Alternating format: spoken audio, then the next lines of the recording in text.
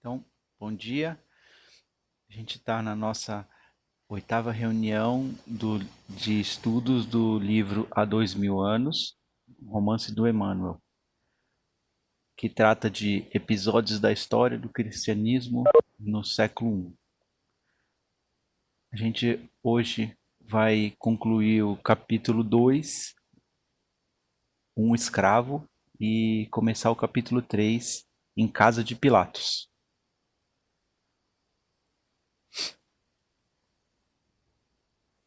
A gente, na semana passada, foi a questão que o André, o pai do Saul, foi conversar com o Públio para ver se ele conseguia é, reverter a situação do filho que tinha sido condenado às galeras.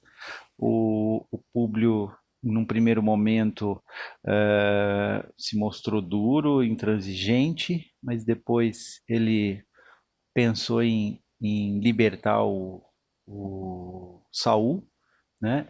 E pediu uma ordem para que isso fosse feita. Só que essa ordem não foi cumprida. E aí ele também achou que o Saul tivesse fugido, né? É, então, só que aí na realidade o Saul foi vendido como escravo, né? Então, aí o finalzinho do capítulo 2 ele mostra o que aconteceu com Saul. Antecipando-nos na cronologia de nossas narrativas, vamos encontrá-lo, daí a meses, num grande tablado perto do fórum, onde se alinhavam em penosa promiscuidade, de uma maneira todo mundo junto, sem cuidado, né? Homens, mulheres e crianças, quase todos em míseras condições de nudez, tendo cada qual um pequeno cartaz pendurado ao pescoço. Olhos chispando sentimentos de vingança, como soltando faíscas. Lá se encontrava Saul, seminu, um barrete, um gorro de lã branca e a cobrir-lhe a cabeça e com os pés descalços levemente untados de gesso. Junto daquela massa de criaturas desventuradas, passeava um homem de ar ignóbil, não era nobre, e repulsivo, que exclamava em voz gritante para a multidão de curiosos que o rodeavam: Cidadãos! Então, a gente marcou esses cidadãos aqui, na realidade, esses cidadãos, até quem marcou foi a Angélica. Ela marcou porque o cidadão romano era só algumas pessoas, né? Não eram todas as pessoas. Então ele não estava se dirigindo a todas as pessoas. Porque lá em Roma tinham também os escravos, tinham os estrangeiros, tinham aqueles que, por algum motivo de dívida, de alguma outra questão, tinham perdido a sua condição de cidadãos, né? Então, ele estava se dirigindo só a essas pessoas que eram totalmente livres, né, e podiam gozar de todos os direitos dos romanos, aos cidadãos. Mais algum comentário, Angélica, sobre essa questão? Não, é isso mesmo. Embora eles até falassem para as mulheres que elas eram cidadãs romanas, né? De fato, elas não eram porque elas não votavam, né? Então, tinha ali o cunho social, né? E tinha o cunho de gênero também, porque, na verdade, as mulheres não comercializavam, né? Nesse sentido. Tanto que ele fala lá no começo, se a gente for lembrar que as mulheres romanas se dedicavam às questões do lar, né? E aí aqui, como se trata de um comércio, não é também dirigido necessariamente às mulheres, né? Então é essa mesma conotação de cidadãos para que a gente possa entender o que é a sociedade romana, né? Nessa época. É isso aí. Alguém mais quer fazer algum comentário?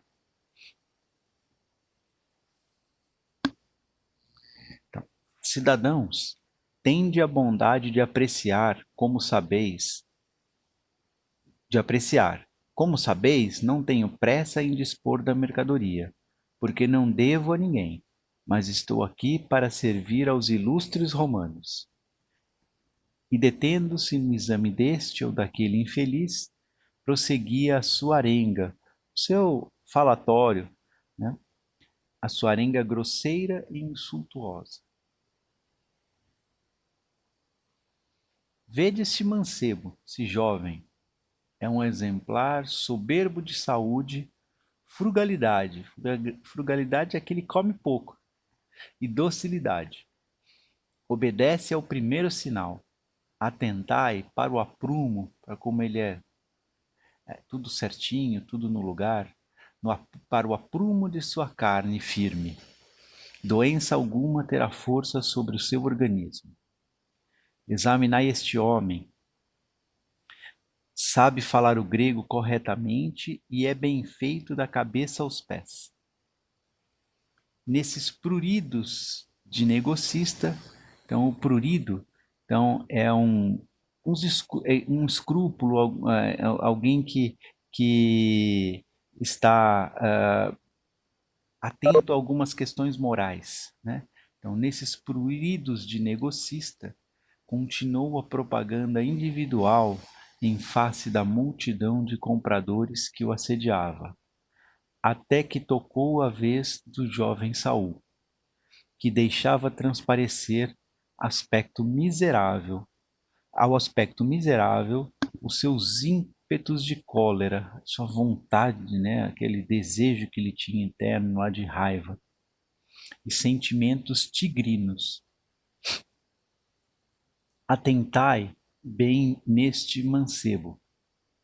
Acaba de chegar da Judéia, como o mais belo exemplar de sobriedade e saúde, de obediência e de força. É uma das mais ricas amostras deste meu lote de hoje. Reparai na sua mocidade, ilustres romanos. Dar-vo-ei ao preço reduzido de 5.000 sestércios, né, que era a moeda de Roma na época. O jovem escravo contemplou o mercador de alma esfervilhante de ódio e alimentando intimamente as mais ferozes promessas de vingança. Eu marquei essa parte de amarelo, né, porque assim, apesar de já ter, né, passado alguns meses do acontecido, né, ele continuava preso naquele dia, né, e o sentimento dele continuava igual, né? Então por isso que e esse sentimento só fica igual porque ele continuava alimentando diariamente, né? Então se a gente tem um sentimento de ódio, de vingança, normalmente a gente precisa de tempos em tempos lembrar de tudo que aconteceu, sentir de novo aquela raiva, aquele gosto amargo na boca e colocar um pouquinho de água para alimentar e dar a comida, né, também para alimentar essa plantinha que a gente tem, né, cheio de espinho no coração.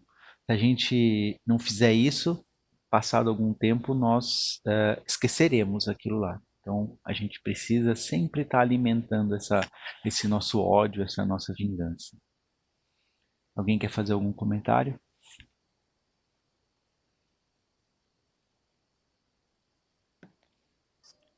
E ali mostra, né, que assim, eles são vendidos como se fossem animais, né? E mostra que o sentimento do Raul também é um sentimento muito primitivo, assim, né? Muito animal, né? Tanto que ele fala lá acho que sentimentos, algo assim, tigrinos, né? Acho que isso é para salientar, para mostrar justamente que o quanto esse sentimento de ódio e tal é nosso lado animal, né? Nosso lado primitivo. Claro, ele está sendo tratado dessa forma, Mas ele também se coloca dessa forma, né, nesse momento.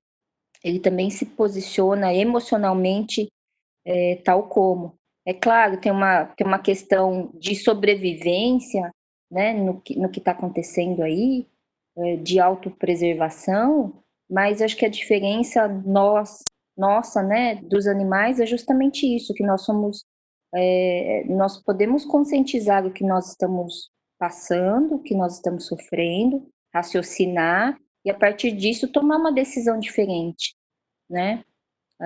Eu acho que isso a gente tem que trazer para o nosso dia a dia, porque nós não estamos isentos, obviamente, de ter esse tipo de sentimento, né?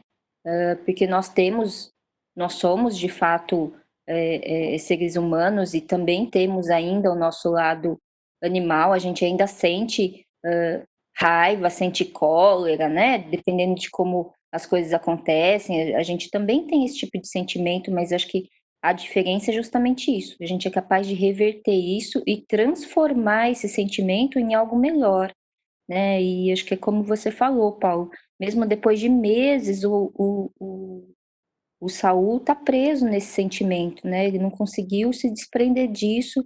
E o quanto isso vai trazer, vai determinar o desenrolar da vida dele, né? É isso aí. Mais algum comentário? Então vamos continuar. Seu semblante, né, sua fisionomia, seu rosto, judeu impressionou a multidão que estacionava na praça aquela manhã, porque um intenso movimento de curiosidade lhe cercou a figura interessante e originalíssima. Um homem destacou-se na multidão, procurando o mercador a quem se dirigiu a meia voz nestes termos: Flacos, meu senhor necessita de um rapaz elegante e forte para as vigas dos filhos. Esse jovem me interessa. Não o darias ao preço de 4.000 sestércios? Vá lá, murmurou o outro em tom de negócio. Meu interesse é bem servir a ilustre clientela. O comprador era Valério Brutus, capataz dos serviços comuns da casa de Flamínio Severus, que o incumbira de adquirir um escravo novo e de boa aparência, destinado ao serviço das vigas dos filhos, nos grandes dias das festas romanas. Foi assim que, imbuído, né, investido de sentimentos ignóbeis e deploráveis, Saul, o filho de André, foi introduzido pelas forças do destino junto a Plínio e Agripa, na residência da família Severus, no coração de Roma, ao preço miserável de 4.000 sestércios. Alguém quer fazer algum comentário? A gente terminou o capítulo 2. Eu tive a curiosidade de pesquisar quanto que valeria 4.000 sestércios, e 4.000 sestércios você comprava uma peça de roupa. Existe uma tabela, agora eu não me lembro qual dos imperadores que estabeleceu uma tabela de valores, né, de bens, e 4.000 sestércios é isso, você comprava uma peça de roupa. Então, é esse o valor de um escravo, né, na Roma antiga. É. Mais algum comentário? Roseli? Eu ouvindo esse capítulo, esse final de capítulo, me ocorreu o seguinte, né? Nós estamos tratando de Roma, né? Que aconteceu há muito e muito tempo atrás. E se a gente olhar para o próprio Brasil, não há muito tempo atrás, nós vamos ver que essa história se repetiu com os africanos, onde eles eram retirados do país de origem e levados pelo mundo afora e vendidos também como escravo a míseros tostões, né? E tendo um tratamento indigno, porque alguns animais tinham melhor tratamento do que os escravos, né? O que a gente vê, os castigos em Roma, no caso de chicotear, isso aconteceu há bem pouco tempo no Brasil também, com os escravos. E aí eu penso, como suportar, como ser humano, suportar tamanha dor, né, física e moral, sem se revoltar.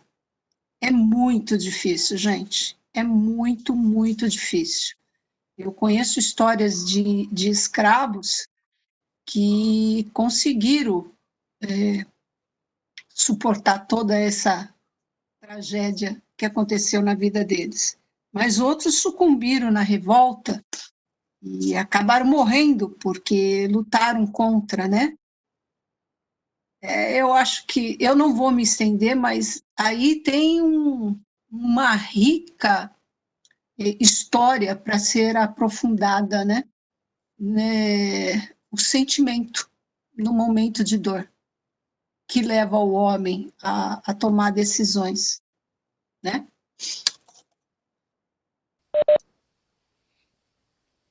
É isso aí. Mas a gente tem que lembrar. Pode falar, Angélica. Não, pode falar, Paulo. Pode falar você. Não, eu só ia lembrar que, na verdade, esses focos de escravidão ainda existe hoje, né? Se a gente for pegar os garimpos, né, lá na Amazônia, não precisa ir muito longe, aqui em São Paulo, acontece muito com os colombianos nas fábricas de costura, né? Tanto que vira e mexe aparece no noticiário a polícia encontrando pessoas em situação de escravidão, né, que ficam trancadas e também sofrem várias situações de vida indigna, como diz a Roseli, né? A gente não precisa ir muito longe, não. E a gente vê esse tratamento ainda que muitas vezes não sejam escravos nesse sentido como a gente visualiza aqui, né, em Roma, ou que seja na época da África, quantas pessoas são moradoras de rua e com aparente liberdade vivem a escravidão da sociedade, né? Porque são pessoas invisíveis, a sociedade não os enxerga, né? E são poucas as pessoas que de fato fazem uma atitude em auxílio, né, essas pessoas. Então, acho que a situação, a deploração social, ela ainda existe, né? Ela ainda existe porque a sociedade como um todo ainda está nesse processo de evolução, né? Muita coisa melhorou, né? Hoje em dia isso é visto de forma negativa, né? A escravidão, o abuso do ser humano. Hoje existe a questão dos direitos humanos, né? Mas a gente ainda também tem uma montanha aí para subir para resolver essas questões sociais, que não são poucas ainda, mas que acho que como uma comunidade a gente está tentando fazer a diferença, está tentando mudar, né? Diferente do que era lá em Roma antiga, que isso era muito bem aceito pela sociedade e que a sociedade que fazia uso desse tipo de coisa era justamente aqueles que tinham mais conhecimento, que tinham mais condições sociais, eram eles que movimentavam na época o contrabando e a escravidão de pessoas, né? A sociedade evoluiu, sim. Ela pegou a nomenclatura escravidão e mudou para servidão. É o que a gente pode ver nas plantações de cana-de-açúcar, o que fazem com os trabalhadores. Existe uma remuneração ínfima e eles também são tratados sem nenhuma consideração, assim como outros empregos, né? Isso acontece muito, principalmente em fazendas, né? Grandes fazendas. A servidão, ela é aceita pela nossa sociedade, mas não deixa de ser uma espécie de escravidão.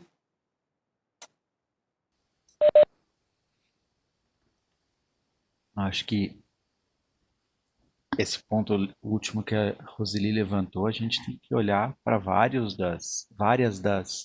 dos tipos de trabalho que a gente tem mesmo na cidade, né? Na construção civil, né? O pessoal da limpeza, né? Eu acho que eles não são tratados de forma digna, muito menos recebem um salário digno. Então, a gente também não está muito longe dessa escravidão, né? Com essas pessoas tão próximas da gente. Mas eu queria lembrar uma questão, né? A gente não pode analisar tudo, né, dentro de uma vida, né? Dentro de uma vida, as coisas não fazem sentido. A gente tem que alargar a nossa análise, né? O livro seguinte, quando a gente terminar esse, daqui a algumas reuniões, né? Não sei quantas, mas o livro seguinte chama 50 anos depois, né? E um dos personagens do livro, aí não vai ser o personagem principal, né? Mas um dos personagens do livro é o próprio Emmanuel também, novamente. Só que dessa vez ele vem na condição de um escravo, né? Então a gente tem que lembrar, né, que se agora a gente está numa condição um pouquinho melhor, né, a vez passada e a vez seguinte, né, que a gente veio aqui para a Terra, a gente pode ter estado numa condição diferente, né? E o que eu acho que a gente tem que fazer, né, é o que um filósofo do século XX falou, a gente tem que pensar na sociedade, né, que a gente gostaria, utilizando o véu da ignorância, se eu não me engano é isso que ele fala, né? Que o que seria isso? Pensar na sociedade sem saber em que posição que a gente vai estar nela, né? Eu acho isso fantástico, essa ideia dele. A gente não pode pensar na nossa sociedade sabendo que a gente vai ter a condição que a gente tem atualmente. A gente tem que pensar na sociedade que a gente gostaria, sem saber em que posição que a gente estará nessa sociedade. Porque na próxima vida a gente não tem garantia nenhuma de que posição nós estaremos, né? E se a sociedade como um todo for mais justa, respeitar mais todo mundo, né, com certeza a sociedade estará melhor. Eu acho que é isso que a gente tem que lembrar. Mais algum comentário? Então eu vou começar o capítulo 3. Em casa de Pilatos. Então, no começo ele vai falar sobre a sociedade de Jerusalém. A secura da natureza, onde se ergue Jerusalém, proporciona à célebre cidade uma beleza melancólica, triste, né? Tocada de angustiosa monotonia. Ao tempo do Cristo, seu aspecto era quase o atual, como hoje se observa. Apenas a colina de Mispa, com suas tradições suaves e lindas, representava um recanto verde e alegre, onde repousavam os olhos do forasteiro, pessoa que veio de fora, do estrangeiro, longe da aridez e da ingratidão das paisagens. Todavia, devemos registrar que, na época da permanência de Públio Lentulus e de sua família, Jerusalém acusava novidades e esplendores de vida nova. As construções herodianas pululavam como que brotavam nos seus arredores, revelando novo senso estético. O senso estético está ligado à beleza, né, por parte de Israel. A predileção dos monólitos, que eram monumentos feitos com um bloco único de pedra, talhados na rocha viva, característica do antigo povo israelita, fora substituída pelas adaptações do gosto judeu às normas gregas, renovando as paisagens interiores da famosa cidade. Eu marquei essa parte em amarelo, né? Porque às vezes a gente nem percebe como a gente é influenciado pelas coisas que chegam e a gente toma essas coisas como muito importantes, né? E a gente deixa, às vezes, tradições que a gente tinha e que muitas vezes eram melhores, né? Assim, tinham uma questão moral, uma questão estética melhor, mas a gente substitui facilmente por essa, às vezes, por essa novidade que chega. Por isso que eu marquei isso daí, só para a gente pensar se às vezes a gente não, não muda o nosso gosto, né? E eu lembro dos anos 70, né? Chegam aquelas roupas lá que hoje a gente olha, parecem ser estranhas, né? Parecem ser boas só para festas da fantasia. E aí a gente chega, né? E talvez a gente esteja vivendo em determinadas fases, né? Usando roupas, usando artefatos, né? Usando coisas que daqui a poucos anos nós mesmos vamos olhar para a gente e ficar constrangido do que a gente fazia, né? Foi por isso que eu marquei. Alguém quer fazer algum comentário?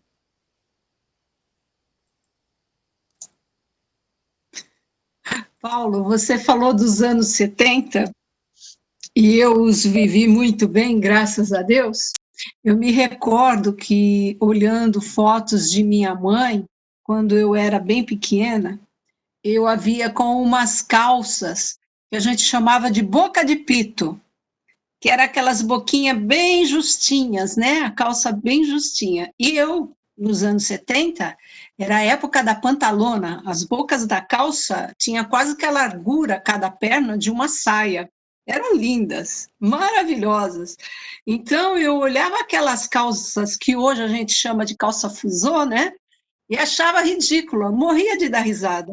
E hoje, mudaram os nomes, mas elas existem novamente, voltaram a fazer parte da nossa realidade. Então, voltou como calça fusô, e aquelas calças que a gente chamava de pantalona, boca de sino, né? Elas voltaram, agora chamam de slim. Quer dizer, cada época tem seus costumes. Eu fiz um trabalho uma vez para uma das faculdades que eu cursei, e foi uma retrospectiva aqui do Brasil, e eu observei que tanto socialmente, economicamente, culturalmente, né, as coisas se repetem de tempos em tempos, tal qual era. Nossa, o resultado da pesquisa foi assim impressionante para mim, como a gente repete os fatos. Óbvio, melhoramos, maquiamos, né? Maquiamos, mas eles se repetem. Voltando ao que nós discutimos anteriormente, é o caso da escravidão, que hoje a gente vê como servidão. Mais algum comentário? Uma coisa assim, nada muda, tudo se transforma. Eu acho que vale o questionamento para nós sempre de como é que o que está no mundo exterior influencia o nosso mundo interior, né? Porque hoje não é só a questão da mídia tradicional, ou seja, televisão ou rádio, né? Mas hoje a gente tem aí os canais de streaming, hoje a gente tem as redes sociais muito forte, né? E a gente tem esses, me fugiu a palavra, mas eles fazem uma análise do que a gente visualiza para justamente nos mostrar mais daquilo do que de repente a gente está consumindo, né? Então, acho que a gente tem que fazer essa reflexão sempre de o quanto a gente permite que o mundo exterior influencie sobre nós, né? Isso está sendo decisão nossa, né? Adotar determinadas culturas ou determinados hábitos ou determinados estilos. Isso é por vontade nossa ou isso está sendo determinado por uma moda, por uma tendência, né? Eu acho que vale esse questionamento. A gente conseguir entender como é que a gente se comporta e como a gente consome no mundo atual. É isso aí. Ver se as nossas decisões são conscientes ou são no, no calor das emoções só para seguir a sociedade, né?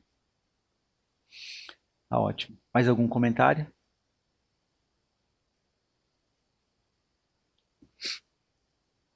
Então, a joia maravilhosa era, porém, o templo, todo novo, da época de Jesus. Sua reconstrução fora determinada por Herodes, no ano de 21. Lembra que a gente está aqui no ano de 32, né? Notando-se que os pórticos levaram 8 anos a edificar-se, e considerando-se ainda que os planos da obra grandiosa, continuados vagarosamente no curso do tempo, somente ficaram concluídos pouco antes da época da sua completa destruição.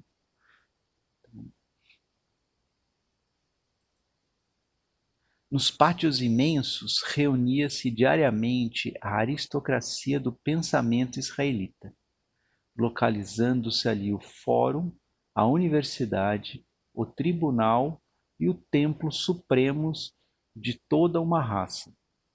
Então, eu marquei essa parte de amarelo, né, para mostrar que esse templo, né, ele não era só um local de oração, né, um local ligado à religião, né, mas era um local de debates políticos, um fórum, né, universidade, tribunal. Então, ele era muito mais importante, né, do que a gente conseguiria imaginar que fosse só um templo. Tá? Alguém quer fazer algum comentário? Uma coisa que me chamou a atenção, Paulo, no parágrafo anterior, e aí você vai terminando, né, de ler, é que é o que ele fala, essa substituição de estética, né, na construção. Então, que antigamente eles faziam a construção na pedra viva, né, ou seja, eles talhavam a pedra, né, e eles substituíram pela estética grega, né, ou seja, é a expansão da escravidão, porque eles tinham que justamente arrastar as pedras, né? Eles tinham que fazer o corte das pedras, tinham que arrastar, tinham que montar as construções, né? Então, para mim, me chamou a atenção justamente a evolução da escravidão, porque a mudança da estética na construção é determinado pelos escravos, né? Quer dizer, quem construiu a cidade foram os escravos. Então, é a expansão justamente do Império Romano. Uhum. É isso aí. Mais algum comentário?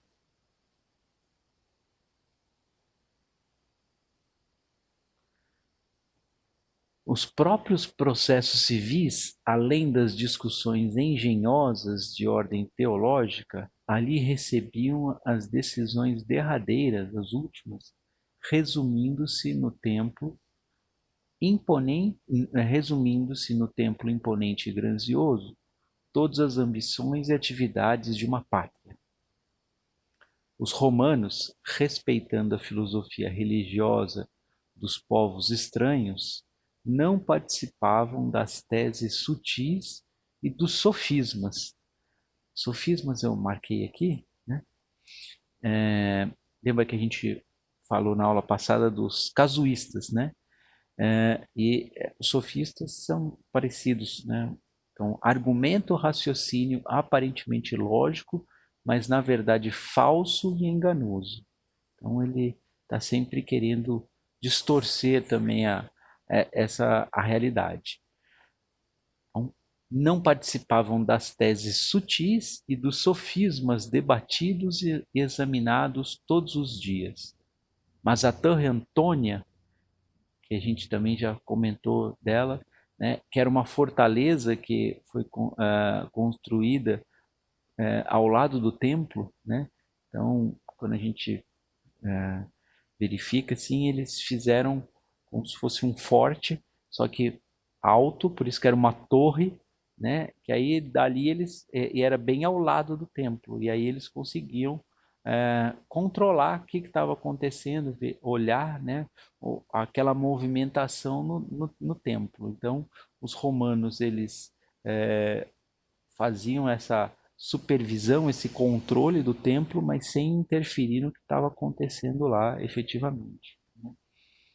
Onde se aquartelavam as forças armadas do império, dominava o recinto, facilitando a fiscalização constante de todos os movimentos dos sacerdotes e das massas populares. Alguém quer fazer algum comentário?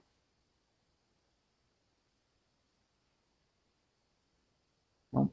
Agora nessa outra parte, a gente vai olhar sobre o Públio e a Lívia vivendo em Jerusalém.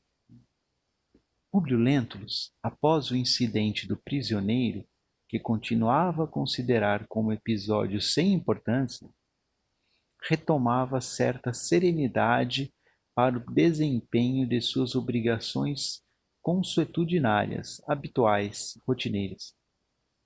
Os aspectos áridos de Jerusalém tinham, para os seus olhos cansados, encanto novo, no qual o pensamento repousava das numerosas e intensas fadigas de Roma. Então, lá em Roma ele estava cansado e aqui ele estava também recuperando essa energia. Quanto a Lívia, esta guardava o coração voltado para os seus afetos distantes, analisando a aridez dos espíritos ao alcance do seu convívio. Por um milagre, a pequena Flávia havia melhorado, observando-se notável transformação das feridas que lhe cobriam a epiderme. Mas as atitudes hostis de Fúlvia, então lembra que a Fúlvia era a esposa do Sálvio, que era o primo do Públio, né? Mas as atitudes hostis de Fúlvia, que não lhe perdoava a simplicidade encantadora e os dotes preciosos de inteligência, né? Então, eu marquei de amarelo porque a gente vai perceber, né, que às vezes uma atitude tranquila da gente, né, pode fazer mais mal que uma atitude raivosa, né? Porque a pessoa ela não está preparada para lidar com aquela forma de atitude que nós temos, né? Então a gente nunca vai conseguir agradar todas as pessoas. Se a gente tiver uma atitude raivosa, com certeza desagradaremos uma boa parte das pessoas, mas se a gente tiver também uma atitude serena, né, nós desagradaremos uma parte dessas pessoas que ainda não sabem lidar com essa forma tranquila. Então, na nossa vida aqui na Terra, né, sempre a gente vai encontrar, né, pessoas que não vão achar que a nossa atitude está adequada, né? Mas a gente não pode se basear no pensamento dessas pessoas para mudar as nossas atitudes. A gente tem que ter as atitudes conforme a gente acha que essas atitudes são corretas, porque a gente nunca vai conseguir agradar a todos, né? Por isso que eu marquei essa parte em amarelo. Alguém quer fazer algum comentário sobre isso?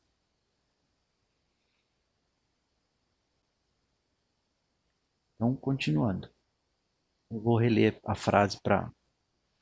Mas as atitudes hostis de Fúlvia, que não lhe perdoava a simplicidade encantadora e os dotes preciosos de inteligência, sem pender o ensejo, a vontade de jogar-lhe em rostos pequeninas indiretas, por vezes irônicas e mordentes, né?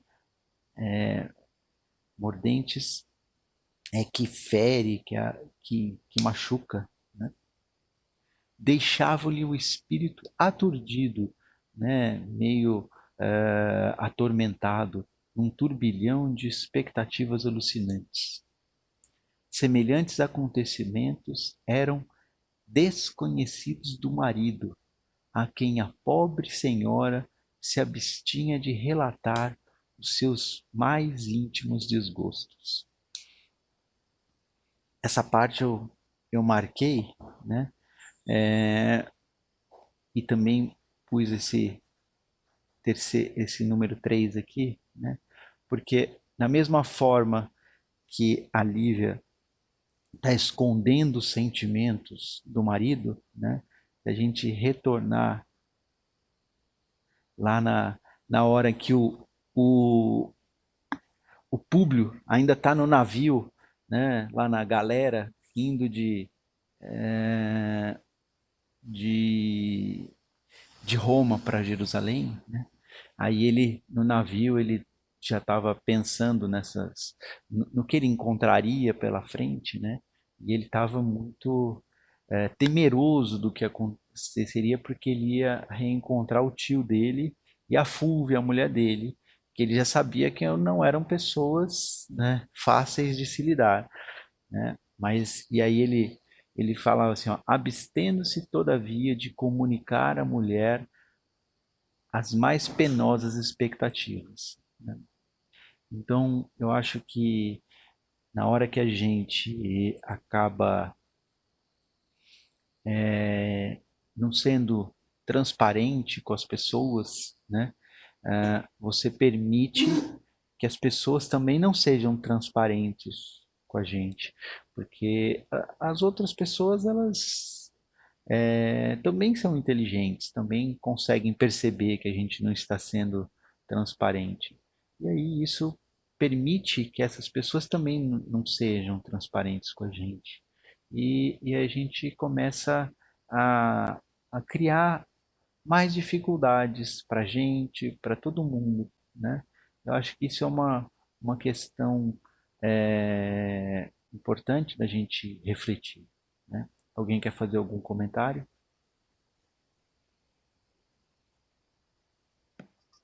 E acho que é uma coisa que a gente até conversou naquela observação, né? Quando a gente falou do Públio, a necessidade, o quanto é importante a gente compartilhar, né, com quem convive conosco.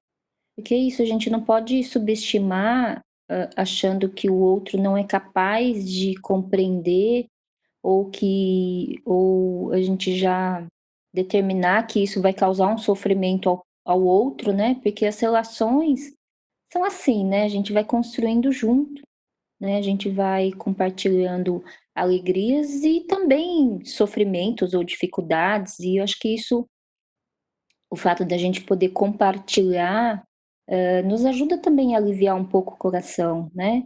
É claro que a gente não vai entrar naquele processo de querer jogar todos os nossos problemas em cima do outro, né? E falar incessantemente sobre alguma questão, né? Mas eu acho que compartilhar as dificuldades é algo positivo. Acho que é assim que as relações caminham, né? A gente consegue ter mais solidez, que seja dentro de um casamento, dentro de relação de pais e filhos, nas amizades, nos relacionamentos profissionais, né?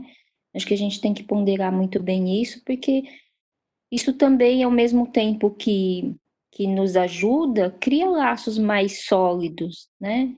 A gente trabalhar a confiança, né? Trabalhar é, é, é, esses outros atributos que fazem parte da convivência em sociedade. É isso aí, Angélica. Naquela vez a gente ainda comentou né, que o Públio estava tentando poupar a Lívia, né, de toda daquilo lá, porque ele julgava que ela não estava preparada, né, mas a gente tinha lido no capítulo 1 que a Lívia estava vindo dessa vez para ajudá-lo, né, porque ela já estava numa condição de desenvolvimento, né, maior, né, do que o Públio, né, ela que estava vindo para ajudá-lo, né? E ele ainda achava que ele era o homem, né? Como você mesmo salientou no começo dessa aula, né? A condição da mulher na sociedade era bem diferente da que a gente tem hoje, né? Então ele tinha que resolver toda a situação, né? E ela que estava ajudando, né? Mas de qualquer maneira ela também não queria incomodar o marido com outras questões, né? Ela já sabia que ele tinha muitos problemas e já não estava conseguindo lidar com todos aqueles problemas, né? Então a gente tem que sempre pensar com muito cuidado, né? Nessa, no que a gente vai falar e no que a gente não vai falar, né? Mas eu acho que se a gente costuma falar, né? Eu acho que isso vai ser mais positivo do que se a gente acostumar a não falar. Mais alguém quer fazer algum comentário? Queria falar uma coisinha a respeito Claro. disso também, que a gente estava falando da escravidão, né? E essas amarras, né, sociais, não deixam de ser também uma escravidão, né, no meu ponto de vista. E, e a gente precisa, como você está falando, né, como a Angélica já falou também, e tentando desamarrar, né, essas amarras, essa escravidão que a gente tem, esse medo que a gente tem, né, de se posicionar, né, tanto o Públio aí que teve, a Lívia que teve, né, por toda essa, né, essa cultura, né, então ir tirando isso, né, aos poucos e vendo o quanto que aí a interação, né, seja entre marido e mulher, irmãos, pais e filhos, enfim, né, isso pode melhorar e ajudar na evolução, né, de todos. É isso. É isso aí. Acho que se a gente é, mostrar com sinceridade que a gente tem uma postura diferente da sociedade, né? A gente acaba, as pessoas rapidamente acabam percebendo isso, né? Mesmo quando a gente está falando nas relações no trabalho, né? Entre colegas no trabalho, entre o subordinado e o chefe, né? Eu acho que se as pessoas começarem a sentir que há sinceridade na outra parte, né? A forma de relacionamento já fica diferente, né? Mais alguém quer fazer algum comentário? Até porque acho que nós não podemos esquecer que nós somos sempre exemplos, né? A gente é sempre observado e as pessoas aprendem com os exemplos, sejam eles bons ou maus, né? E acho que isso estimula, se a gente agir de uma forma mais positiva, a gente também estimula que as pessoas possam agir de forma mais positiva. É o que você falou, né, Paulo, na questão do trabalho, na questão profissional, às vezes existe uma competição imposta pela sociedade, né? Mas não é porque a sociedade pede isso que nós temos que seguir, né? E por isso que a gente está falando muito sobre essa reflexão de o que o exterior, o quanto influencia nas nossas atitudes, né? Nas nossas escolhas, na nossa vontade. É isso aí. Mais algum comentário? Vamos continuar. Esses fatos, porém, não eram os elementos que mais contribuíam para acabrunhá-la, né? Acabrunhá-la é deixá-la ficar desanimada, entristecida, naquele ambiente de penosas incertezas. Fazia uma semana que se encontravam na cidade, e notava-se que, contrariando talvez seus hábitos, Pôncio Pilatos comparecia diariamente à residência do pretor, né, do Sálvio, a pretexto de preleção pela a pretexto de predileção pela palestra com os patrícios recém-chegados da corte. Horas a fio eram empregadas nesse mistério, mas Lívia, com as secretas intuições da sua alma, compreendia os pensamentos inconfessáveis do governador a seu respeito, recebendo de espírito prevenido os seus amáveis madrigais, seus elogios, né, e alusões menos diretas. Nessas aproximações de sentimentos que prenunciam a pré-amar, a maré alta das paixões, né?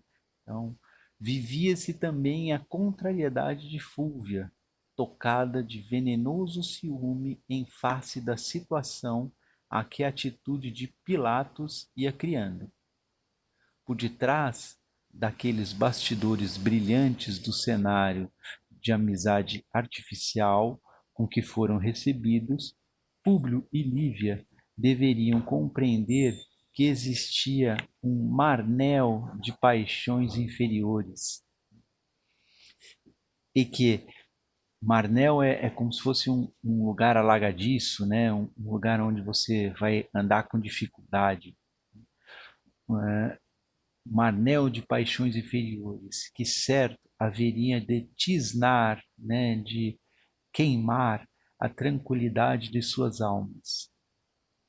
Não entenderam, todavia, os detalhes da situação e penetraram de espírito confiante e ingênuo no caminho escuro e doloroso das provações que Jerusalém lhes reservava. Essa parte eu achei muito importante, eu marquei para a gente, porque eu acho que a gente precisa ter um debate nessa parte aqui, porque de um lado ele está falando que eles entraram com um espírito confiante e ingênuo, né? E como que eles deveriam então fazer? O que vocês acham?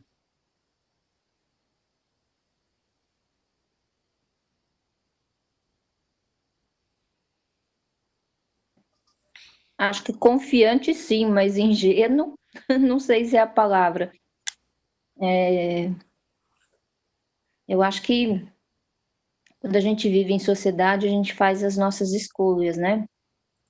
E eu acho que a questão do vigiar é a gente vigiar justamente os nossos sentimentos, né?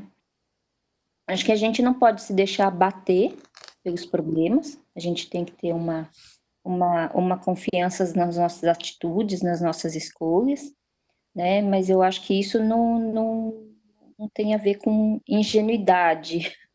Eu, pelo menos, vejo, assim, ingenuidade uma pessoa que desconhece, né? É claro, assim, a gente não consegue aqui, no caso, eles não conseguem prenunciar os problemas, o tamanho dos problemas que estão por vir, né? Mas eu acho que a gente observando as situações, a gente consegue andar com mais cuidado, né? Eu acho que, se não me engano, acho que a Lívia até vai, ela já tem essa ideia, até porque acho que naquela primeira festa lá na casa do Sálvio, né? Que eles fizeram, que eles foram recebidos com aquelas pompas todas, ela levou a filha com essa intenção também de poder utilizar a filha como Essa festa é daqui a pouco, ainda não chegou. a era da Calpurnia. Não chegou? Ainda não, é agora, daqui a pouco essa festa. Ah, então desculpa. Não, sem Mas problema. ela não vai tão ingênua, né? nesse sentido, assim, acho que a Lívia, ela consegue perceber, tanto que ela fala ali das secretas intuições, né? Então eu não vejo ela tão ingênua nesse sentido, ela de alguma forma consegue intuir o que está acontecendo e consegue tentar se prevenir um pouco das situações. E como a gente deve se pautar nessas situações? Como que vocês acham? A gente... Porque Nós temos que administrar as circunstâncias, né? Se você tem essa percepção de que alguma coisa não está de acordo com o seu perfil, seu comportamento, mas você está envolvido por aquela situação, você tem que pôr limites e administrar. O importante é você ter a percepção, é você ter essa observação de que existem interesses ali naquela relação, não é bem aquilo que você gostaria. É ter habilidade para lidar com a situação. E nem sempre é fácil, né? Você, às vezes, é levado pelas circunstâncias e acaba tomando decisões, atitudes erradas, mas pelo menos você teve a percepção, você sabe aonde você está pisando e procura administrar, entendeu? Até onde for possível. Até a hora que chegar a um determinado limite, você rompe com essa situação e sai fora, né? Eu penso assim. Fábio, Roseli, Paulo, fala, pode falar. eu entendo o seguinte, nesse contexto desse estudo que estamos fazendo, né, que o Públio e a Lívia, né, eles foram ingênuos porque eles chegaram em Jerusalém sendo a autoridade máxima, no caso do Públio, né? Então, ele se sentiu confiante, seguro de exercer as suas funções com tranquilidade, porque ele as conhecia muito bem. Esse excesso, o excesso de confiança, ao meu ver, é que levou a essa ingenuidade do que estava reservado para ele nos caminhos. Porque a vida, ela sofre constantes modificações, né? Acontecimentos, como nós falamos anteriormente, aliás, na lição que nós estudamos do Fonte Viva, perdão, o livre-arbítrio. Cada pessoa envolvida neste contexto tem o seu livre-arbítrio, e com isso vai mudando o contexto da história. A Lívia, por sua parte, né, entre aspas, submissa ao marido, confiou na proteção do marido. Ela se sentiu tranquila, né? Ela sabia que ela era uma mulher amada, bem cuidada, então ela depositou, e a gente vê isso hoje, hein? Olha só, ela depositou no marido todas as inseguranças dela, né? Sabendo que ele estaria lá para protegê-la e proteger a família. Mas depois nós vamos ver que não foi bem por aí, né? Todos sofreram a interferência das escolhas, não é verdade? E no caso, o público, que a história é mais voltada a ele, né? Ele seria o ponto principal que acaba desenrolando toda essa história, mostra isso, né? Esse excesso de confiança. O problema, eu acho que a Regina, sendo psicóloga, pode me ajudar muito mais, né? Com relação a esse tema, né?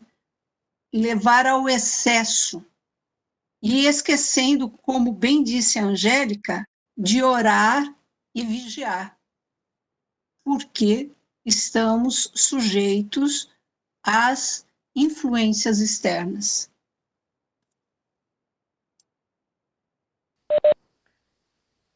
Então, eu marquei justamente essa parte, justamente por isso. porque a gente está sujeito a essas influências, né? E a gente não pode pautar a nossa vida pela influência dessas pessoas. A gente tem que pautar a nossa vida pelo que a gente acha que está certo, independente do que a sociedade, da forma com que a sociedade vá entender essa nossa posição. Sob pena de, depois, se a gente ficar muito preocupado com a sociedade, né, ter que voltar, né, para arrumar essa situação, né? Porque se a sociedade pensa de uma maneira que não é a ideal, e a gente está fazendo as coisas de acordo com o que a sociedade nos cobra, a gente não está fazendo essa coisa da forma ideal, né? Então, acho que o objetivo todo dessas discussões aqui é a gente pensar nessa nossa nova maneira de agir, né? Então, é bastante complicado, eu entendo, porque quando a gente toma atitudes, né, que não estão em acordo com o que a sociedade espera, é uma coisa difícil. E se a gente está num local onde as pessoas não têm comportamentos da forma com que a gente gostaria, então a gente acaba utilizando de armas que nós todos temos, né, para revidar essa atitude das pessoas, né? Mas quando a gente vai ler o Evangelho, né, e Jesus foi absolutamente claro, né, no que a gente deve fazer. Só que essa clareza, né, é uma questão que a gente prefere falar que não entendeu, né? A gente prefere falar que não entendeu esse ensinamento de Jesus. Mas Jesus foi absolutamente claro. Ele falou o seguinte: quando bater numa face, você deve dar a outra face, né?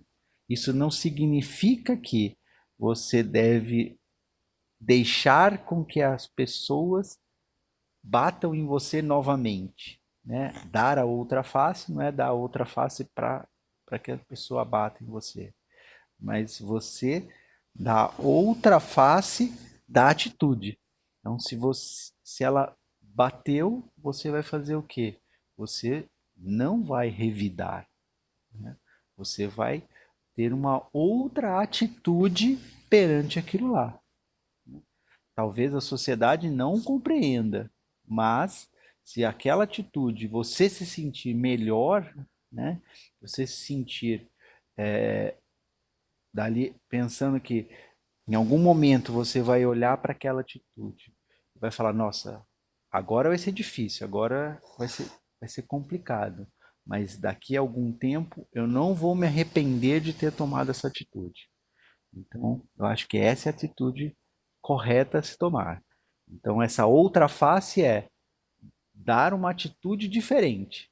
Se a pessoa bateu, não bata, né? Tome uma atitude diferente, né? Aquela atitude que você conseguir tomar, que você tenha certeza que não vai se arrepender depois. Isso é bastante complicado, extremamente complicado da gente fazer, mas a gente está aqui para isso, tá? Alguém quer fazer algum comentário? Paulo, é a Regina. Oi, Uma Regina. coisa que eu sempre tenho, e eu sempre também procurei trabalhar junto aos meus pacientes, é o seguinte: você tem que aprender a escutar o teu coração, porque a gente tem o coração e o racional. E através do coração você tem uma sensibilidade, você tem um sexto sentido. Quando você aprende a escutar o teu coração, que é regido pelo inconsciente, pela nossa espiritualidade, tudo, você sempre acerta. Sempre, sempre, sempre.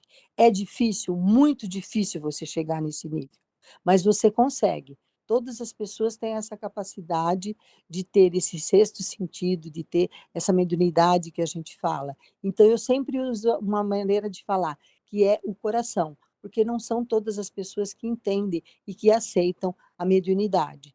Então, eu sempre falava, aprenda a escutar o teu coração, que é a tua sensibilidade, que você vai acertar, mesmo com as críticas da sociedade. E que, às vezes, é mais certo você não ter essa crítica, porque você está sendo muito, vamos dizer assim, natural, realista, está sendo você, e você acerta. Perfeito, obrigado. Angélica, você queria falar? Eu só fechei seu microfone porque estava dando eco. Pode falar.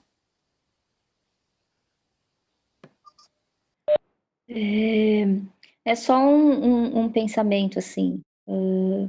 Eu, pelo menos, desde mais nova, né, eu sempre achei que o que é importante para nós é autoconhecimento, né? Autoconhecimento faz, acho que, muita diferença no nosso caminhar, porque acho que na medida que a gente começa a entender, começa a fazer esse questionamento de o que é importante para mim, o que eu valorizo, né? Quais são os meus limites? Até onde eu vou, né, em determinadas situações. E eu acho que quando a gente começa a fazer esse questionamento, a gente passa a conhecer um pouco de nós, né, e de repente, determinadas situações, não é que não nos surpreende, né, mas a gente passa a conhecer um pouco dos nossos limites, né, até onde a gente se sujeitaria a determinados comportamentos, atitudes ou escolhas, conforme as situações vão se apresentando. É claro que isso vai mudando ao longo da nossa vida, né? No começo, a gente é tutelado pelos nossos pais, depois a gente passa a essa vida que ainda é, muitas vezes, que é só de estudante, ou a gente está começando o nosso caminho profissional, e chega a determinados momentos, como acho que é o caso aqui do Publio e da Lívia, que assim, não tem como eles fugirem dessa situação social, né? Porque é uma responsabilidade profissional que eles têm ali, né? Eles estão tocados aí pelo posto que eles ocupam em termos de sociedade, eles são obrigados a essas convivências, né? E eu acho que a gente fazendo essa reflexão do que nós somos, do que nós valorizamos, eu acho que a gente consegue caminhar um pouco melhor na sociedade, nas demandas da sociedade, do que o nosso trabalho nos pede, né? E eu acho que com consciência a gente consegue fazer melhores escolhas, porque no final das contas é isso, é o que nós temos, né? As decisões são nossas, assim como as consequências são nossas, né? E a gente tem que saber justamente para que caminho nós queremos seguir, né? Acho que essa é a pergunta que a gente faz a todo momento, a cada encruzilhada que a vida nos apresenta, né? Esse é o questionamento. E agora? O que eu faço? O que é importante para nós, né? O que que, o que que eu quero para minha vida, né? E a gente acaba decidindo justamente com base nos nossos valores, né? O que a gente considera mais certo ou mais errado ou o que é melhor para nós naquele momento, né? Acho que não tem como a gente